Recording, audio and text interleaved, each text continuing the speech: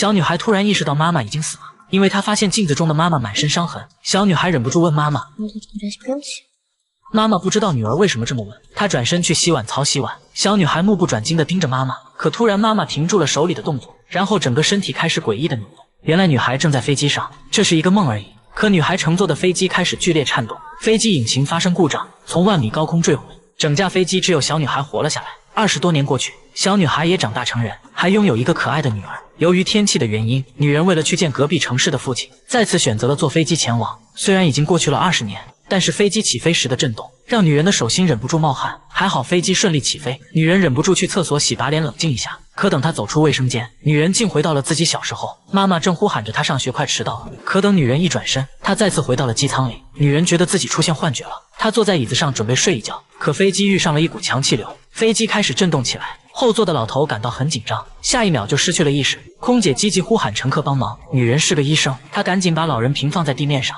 正准备做急救时，老人突然睁开了发白的双眼。